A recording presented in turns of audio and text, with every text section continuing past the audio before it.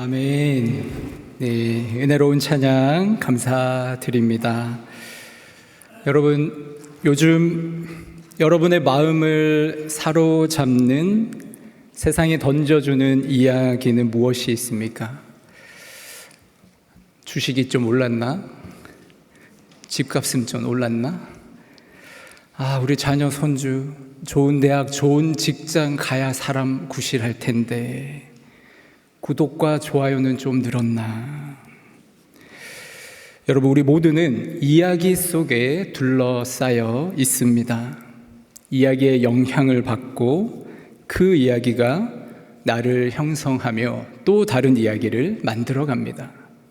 그런데 이야기는 그 홀로 존재하지 않고요, 경쟁하고 충돌하는 다른 이야기와 함께 존재합니다. 로마라는 제국의 주류 사회의 이야기가 있습니다.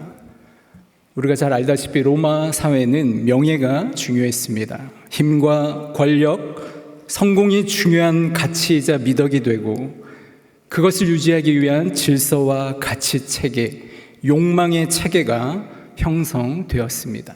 그리고 그 정점에는 황제를 숭배하는 신앙이 있었습니다.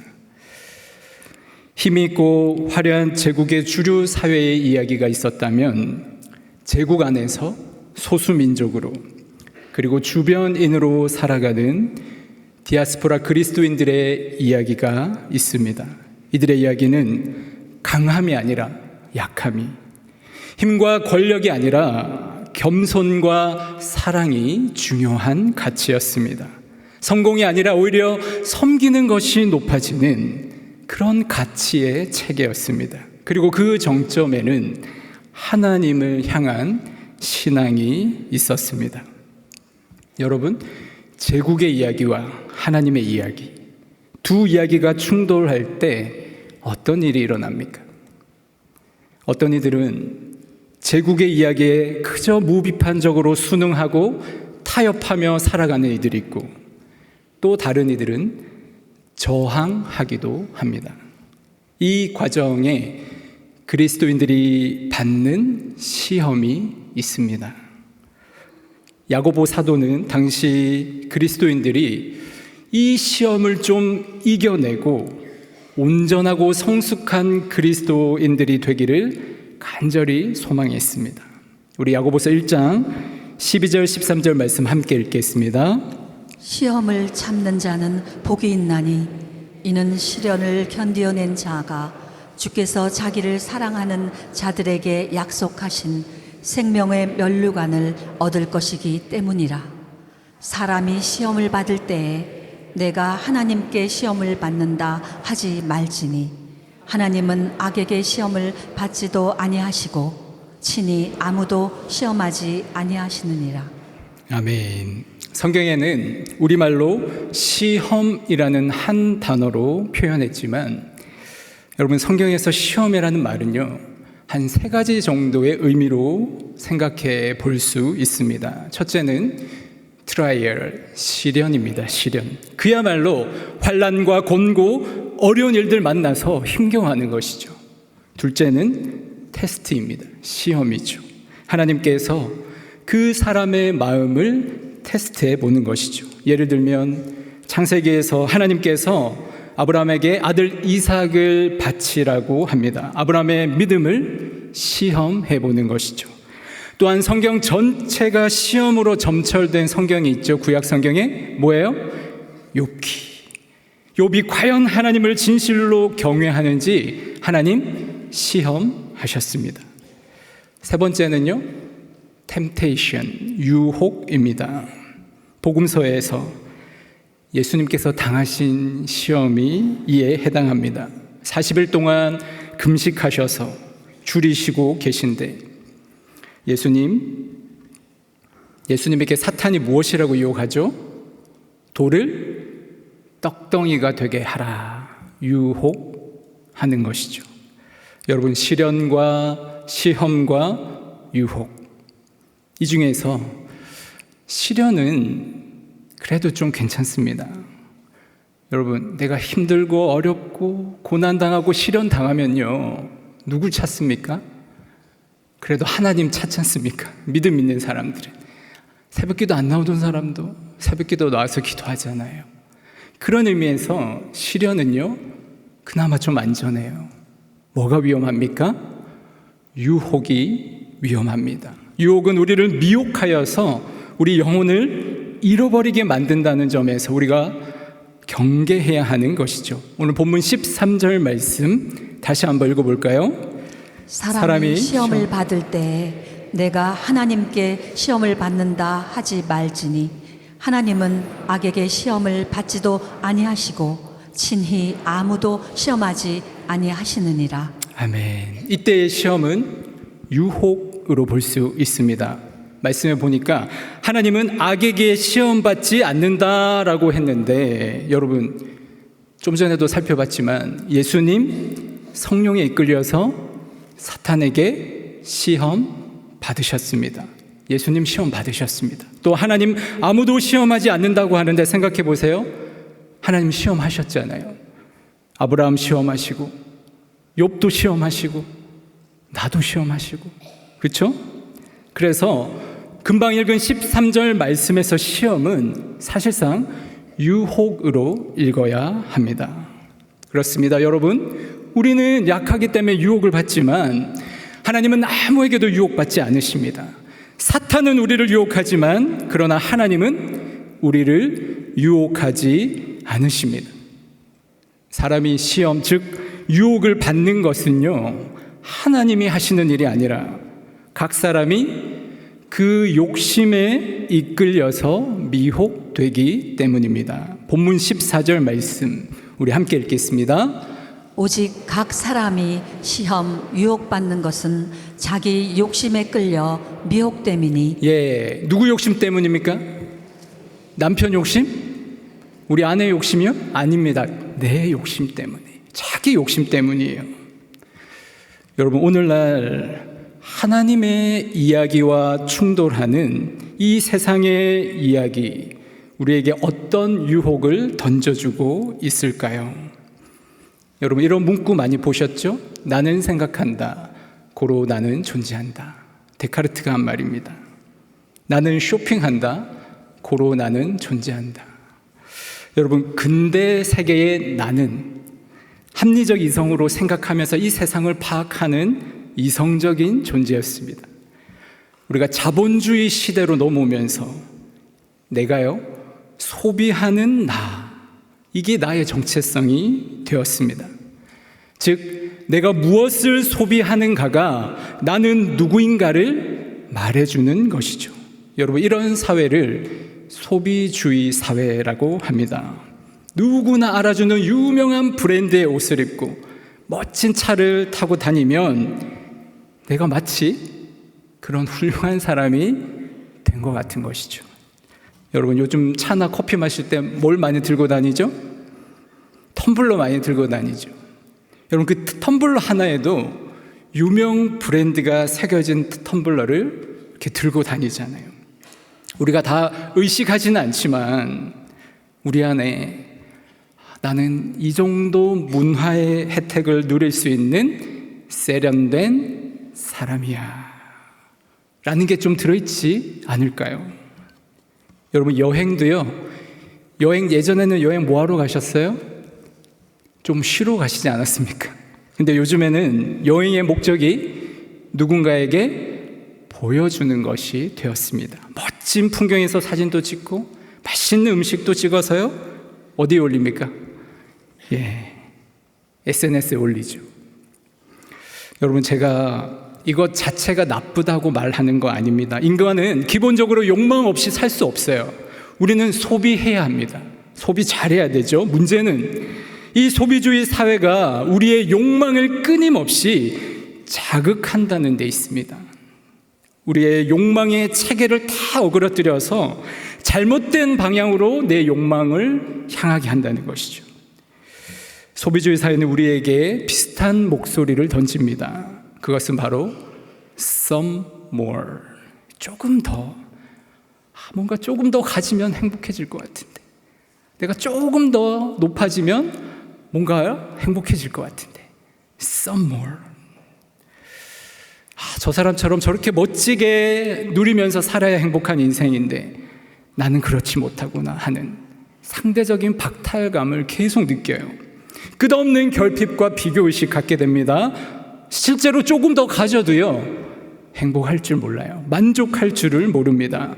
절제하기는 더 힘들어지고요, 하나님 안에서 안정을 찾아야 되는데 내가 조금 더 가져야, 내가 좀 더 누구에게 인정받아야, 내가 좀 더 성공해야 거기서 안정을 찾을 수 있다라고 착각하는 것이죠. 그래서 막 경쟁합니다. 자기애적인 성향이 더 강해지고, 그러면 그럴수록 타인에 대한 관심, 배려, 존중은 옅어지는 것입니다. 더 큰 문제는 소비주의 사회에서요, 소비주의 기독교가 탄생한다는 것입니다. 마치 백화점에서 상품을 골라 쇼핑하듯이, 신앙생활도 마치 교회에서 종교 상품 고르듯이 하는 것이죠. 김 집사님이 계십니다. 김 집사님 성경 공부는 강의를 정말 잘 해주는 A교회에서, 구역 소그룹 모임은 대화가 잘 통하고 서로 교제를 잘 나누는 B교회에서, 금요 기도회는 찬양도 좀 멋있고 세련된, 그리고 기도가 뜨거운 C교회에서, 주일 예배는 주일학교 시스템이 잘 갖춰져 있는 D교회를 갈까 생각한다고 해요. 실제로 이런 사람이 있는지는 모르겠습니다. 여러분, 신앙생활의 정수가 무엇입니까? 한 군데에 머무르면서 오랜 시간을 거치면서 깊이 하나님을 알아가는 훈련, 정주하는 것이죠. 그런데 그때그때 내 필요에 따라서 바뀌고 취사 선택합니다. 교회를 위한, 하나님의 나라를 위한 수고나 헌신, 겸손과 눈물이 잘 보이지 않습니다. 오직 자신의 필요에 의해서 신앙생활을 하는 거죠. 욕망에 자극을 받고 내 욕심을 따르는 삶은 결국 하나님까지 소유하려고 해요. 그러나 여러분, 참 믿음은 하나님을 소유하는 것이 아니라 내가 하나님께 소유되는 것입니다. 반고흐의 별이 빛나는 밤에라는 그림 아마 많이들 보셨을 것입니다. 반고흐는 크리스찬이었지만 당시 기성교회에 굉장히 비판적이었습니다. 반고흐의 그림에 잘 사용되는 색이 노란색인데요, 노란색은 하나님의 일하심, 성령의 역사를 표현하는 반고흐의 독특한 색감입니다. 밤이지만 유난히 노란색이 많습니다. 대낮처럼 환한 빛입니다. 성령으로 충만한 빛이 마을 전체에 비추입니다. 그런데 여러분 잘 보시면 유독 빛이 반사되지 않는 창이 하나 보일 것입니다. 너무 작아서 잘 안 보시나요? 찾으셨습니까? 바로 교회입니다. 교회의 창이 어둡습니다. 세상의 빛이 되어야 할 교회가 역설적으로 세상의 빛을 비추지 못하는 모습을 묘사하고 있는 것 같습니다. 이 그림을 패러디한 그림이 있습니다. 론 잉글리시라는 화가의 맥 스테리 나잇, 맥도널드가 비추는 밤이에요. 앞에 그림과 다른 점이 여러 가지가 있지만 분명한 것은 마을을 장악하고 있는 것들이 소비주의를 대표하는 인스턴트 매장과 각종 로고들입니다. 여러분 아시는 로고가 있습니까? 가장 두드러진 차이점은 아까 앞에 그림에서는요, 하나님의 기운이 마을 전체를 비추고 있지만 교회는 비추고 있지 않았는데, 이 그림에서는 그 빛이 교회까지 밝게 비추고 있다는 것입니다. 이 그림에서 노란색 색감은 하나님의 기운이 아닙니다. 소비주의를 상징하는 빛입니다. 소비주의의 빛이 마을 전체를 비추고 있는 모습입니다. 그리고 안타깝게도 그 빛이 교회 안까지 비추고 있습니다. 한마디로 소비주의 시대의 교회가 더 이상 세상의 빛과 소금이 되지 못하고 오히려 세상의 이야기에 압도당하고 종속되어 가는 그 교회의 모습을 보여주는 것입니다. 우리 디모데후서 4장 3절 4절 말씀 함께 읽겠습니다. 때가 이르리니 사람이 바른 교훈을 받지 아니하며 귀가 가려워서 자기 사욕을 따를 스승을 많이 두고 또 그 귀를 진리에서 돌이켜 허탄한 이야기를 따르리라. 하나님의 얘기가 아니라 허탄한 이야기를 따르리라.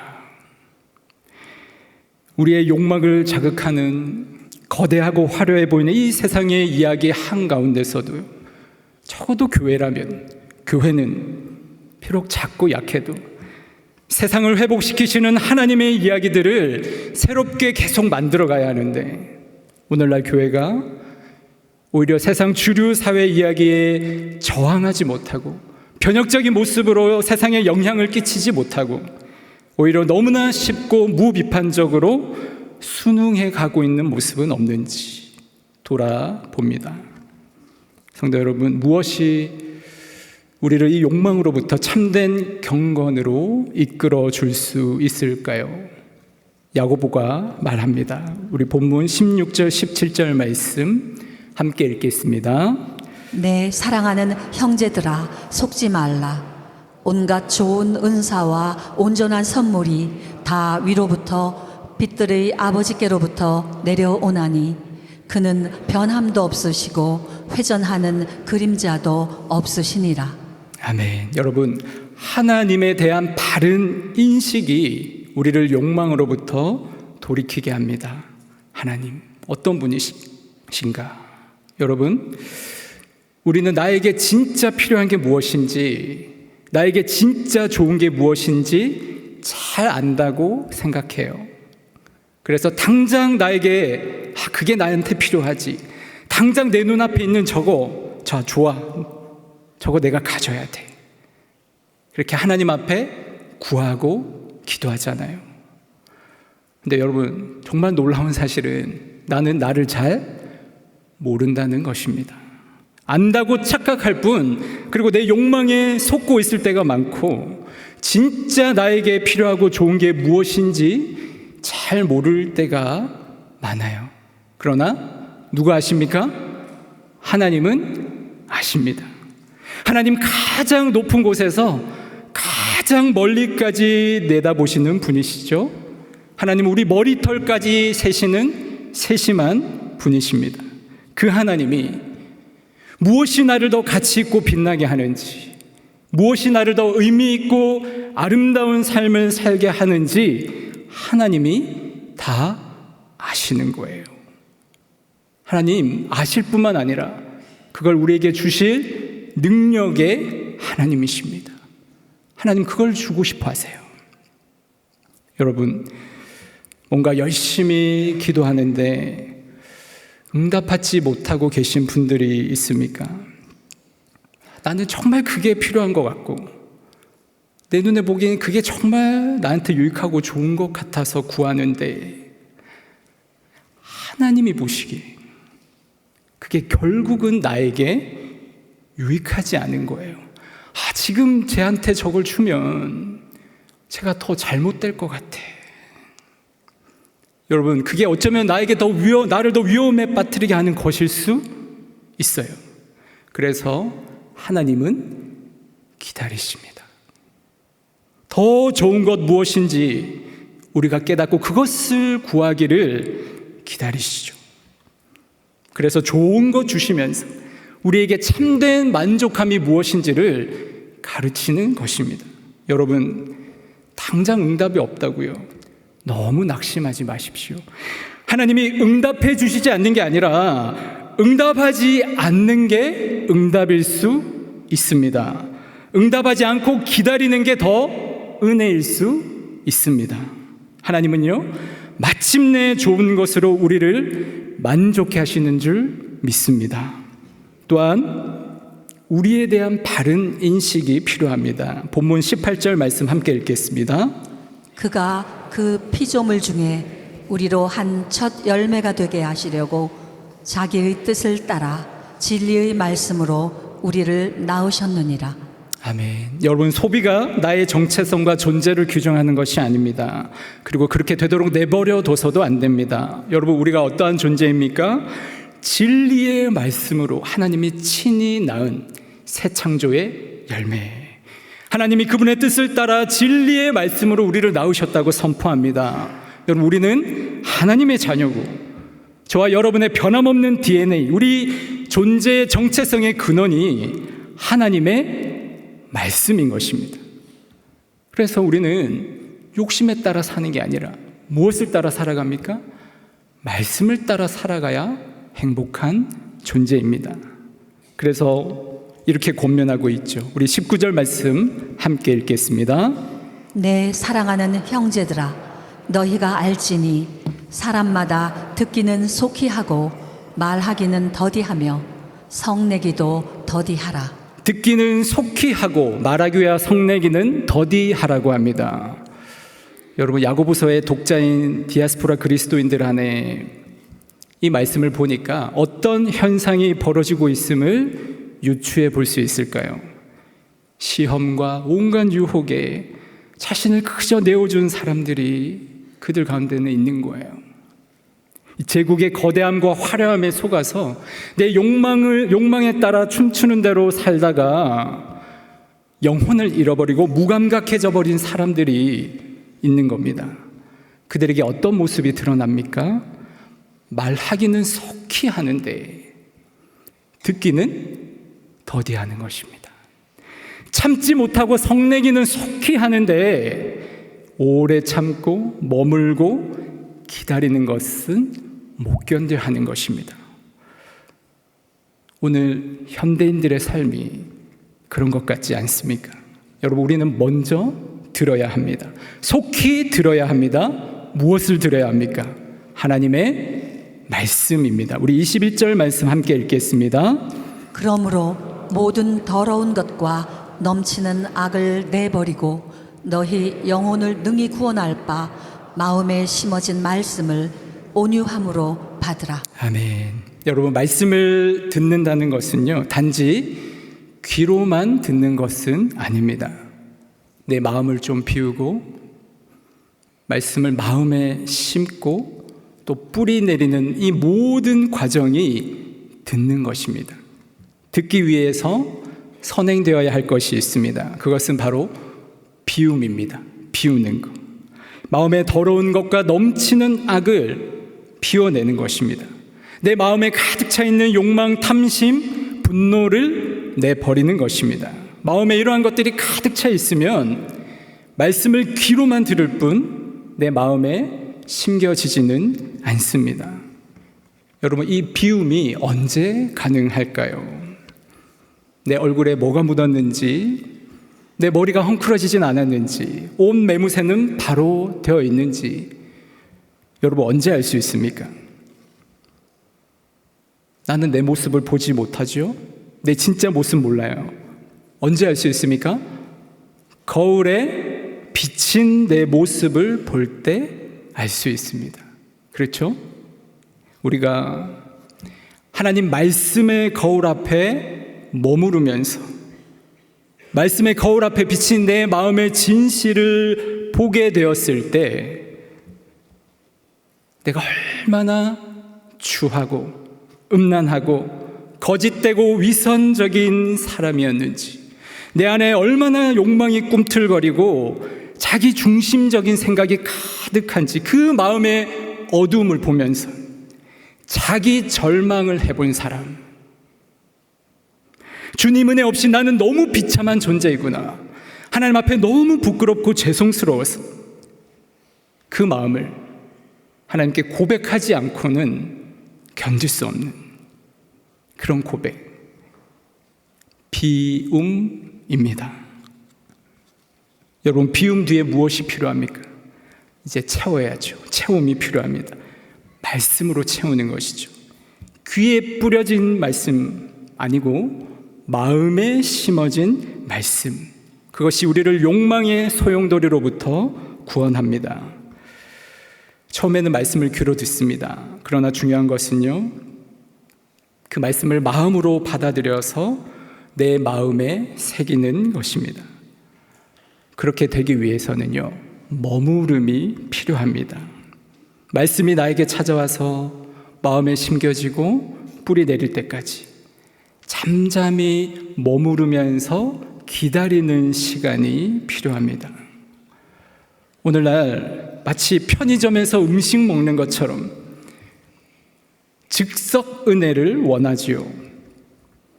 은혜도 즉석 은혜를 원해요. 잠잠히 말씀을 묵상하고 기도하며 기다리는 것보다 빠른 응답, 즉각적인 축복 원합니다. 하나님, 저 진짜 바쁜 거 아시죠? 하나님, 저에게 좀 맞춰주세요. 어떤 분은 새벽 기도에 일주일 딱 참석하고 나서 이렇게 말한다고 해요. 기도했는데 하나님, 우리 집안이 아직도 잘 안 풀리네요. 여러분, 집안이 다 풀리려면 얼마나 기도를 해야 됩니까? 설교 쇼츠 영상 얼마나 많이 돌아다닙니까? 여러분 많이 보십니까? 또 은혜로운 글귀는 얼마나 많이 카톡으로 공유합니까? 그런데 여러분 깊이 묵상하시나요? 챗 GPT 물어보면요, 웬만한 거는 한 5초 안에 검색하면 답을 다 얻습니다. 검색은 넘쳐나는데 사색이 없는 시대, 생각이 메말라가는 시대에 안타까움이 있습니다. 보네포 목사님 성도의 공도 생활이라는 책에서요, 말씀 앞에 머무를 것을 권면하고 있습니다. 제가 읽어드리겠습니다. 하나님께서 아주 인격적으로 오늘 하루를 위해 그리스도인의 지금 상황에 대해 하실 말씀이 있으십니다.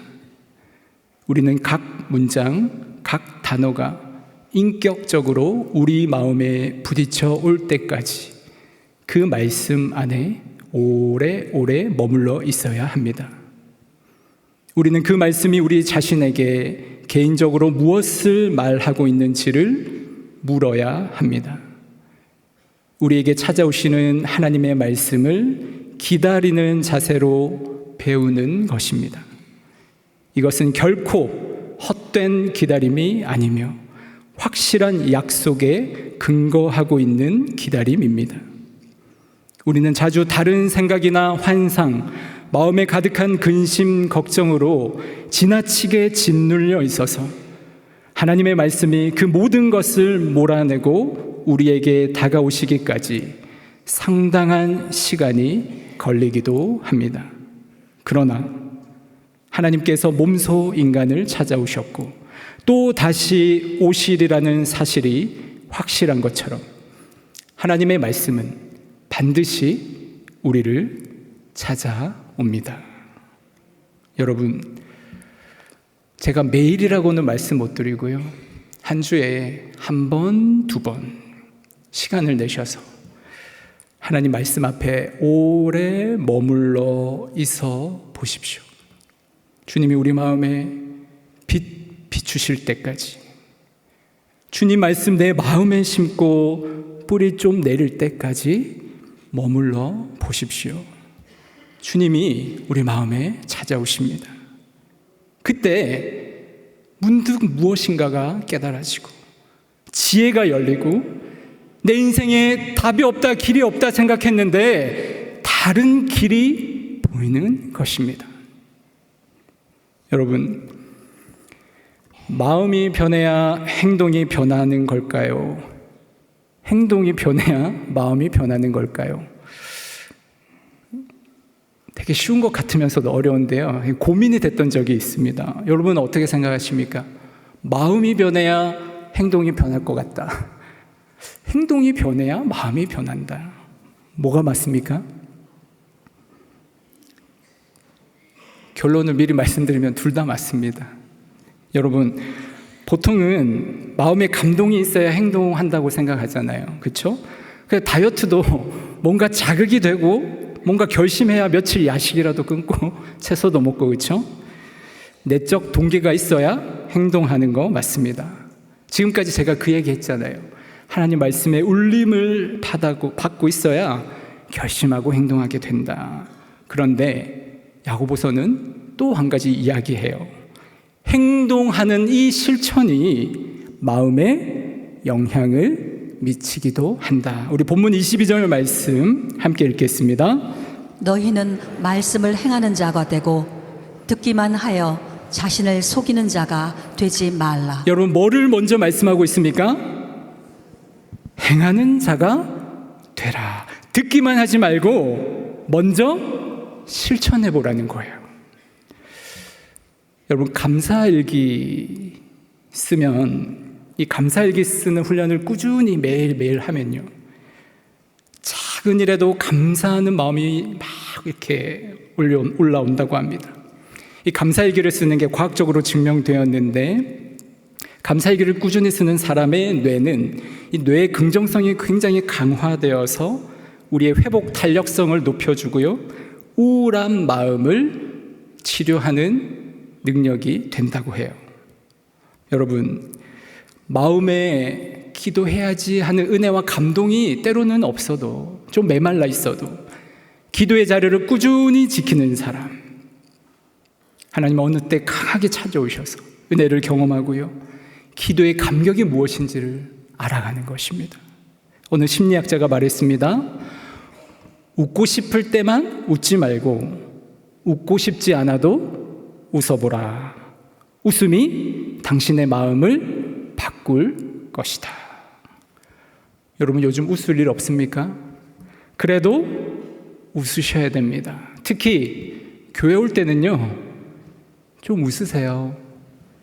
지금도 표정이, 한 번만 웃어볼까요? 서로 한번 보고 한번 미소를 한번 지어봅시다. 네, 여러분, 웃으면 뭐가 온다? 복이 온다. 그렇죠? 마음의 준비가 좀 덜 되었어도, 큰 동기가 없어도, 일단 주님이 말씀하신 것 같으면 하나씩 작은 거라도 실천해 가면 내 마음이 생기는 거예요. 결국 사람의 변화는 마음의 울림과 행동의 습관이 서로 이끌어가면서 이루어지는 것입니다. 그런데 이 모든 게 내 힘과 의지만으로 할 수 없습니다. 하나님이 우리의 마음을 깊이 만지실 뿐만 아니라 실천하는 우리의 발걸음에도 하나님이 동행해 주셔야 가능한 것입니다. 하나님, 그렇게 하셔서 우리를 감당하게 하시는 줄 믿습니다. 예수님이 십자가에 피 흘리신 이유가 무엇입니까? 예수님이 왜 십자가에서 피 흘리셨습니까? 하나님과 내가 화목하게 하시기 위해서입니다. 내가 하나님과 화목한 관계를 누리게 해주시기 위해서입니다.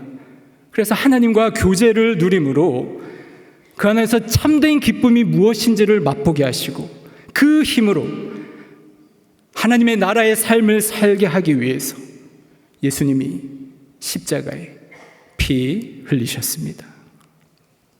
그래서 우리는 이 속이는 세상 이야기에 유혹당하지 않고, 화려해 보이는 세상 이야기에 주눅들지 않고, 거대한 세상 이야기에 두려워하지 않고, 여전히 모든 것 주인 되시고 나에게 모든 좋은 것 주신 그 하나님 신뢰하면서 당당하게, 그리고 겸손하게 하나님 나라 이야기를 만들어가는 것입니다. 저희 어머니는 가난한 어부의 아내로 평생을 사셨습니다. 작은 시골 교회 새벽 기도 시간, 마룻바닥에 앉아서 기도하시는 할머니, 할아버지, 허리가 불편하셔서 얼마나 힘드신지 그 어르신들을 위해서 어머니는 아무도 몰래 등받이 의자를 사다 놓으십니다. 시골 마을에 공단이 들어섰습니다. 제3세계에서, 아프리카에서 힘겹게 살기 위해 온 외국인 노동자들 교회에 왔습니다. 어머니, 그분들을 집으로 불러서 아들도 자주 못 먹는 소고기로 식사 대접해 주십니다. 어머니는 얼굴도 이름도 모르는 저 멀리 아프리카 아이들에게 성경책 사서 보내십니다. 그 어머니, 요 근래 저에게 종종 하시는 말씀이, 김 목사, 목사라고 얻어먹지만 마라. 무슨 말이에요? 없어도 좀 나누면서 살아. 섬김 받지만 말고 좀 너도 섬기면서 살아. 라는 말씀입니다. 여러분, 이 모든 어머니가 만들어주신 이야기가 저의 신앙적인 인격에, 그리고 제가 한 사람의 목회자로 빚어져 가는데 영향을 주었다고 믿습니다. 그렇습니다. 여러분, 내 직분이, 내 직업이, 내 학벌이, 내 지식이, 내가 가지고 있는 게 아름다운 이야기 만드는 게 아니다. 하나님 사랑하고 그 말씀 사랑하고 살아보려고 행하는 그 작은 삶이 아름다운 이야기를 만들어가는 것입니다. 욕망을 자극하고 부추기는 이 세상 주류 문화의 이야기 가운데 비록 작지만 하나님의 말씀을 듣고 행동하는 삶의 이야기가 있습니다. 두 이야기가 서로 충돌하지만 시험과 유혹 가운데서도 하나님이 어떤 분이신지를 알고 말씀 듣고 실천하는 사람들에게 하나님은 복 주십니다.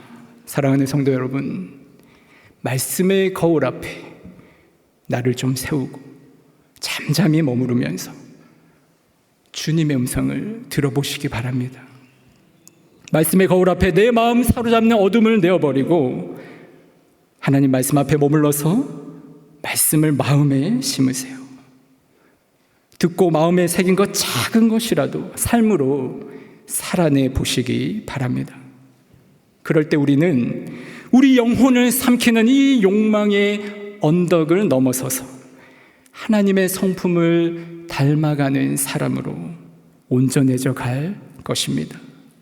자기애적이고 자기중심적인 사람이 아니라 점점 누군가에게 관심 가지고 품고 돌보는 사람, 비록 가난해도 나눌 수 있는 넉넉한 사람 되어가는 것입니다.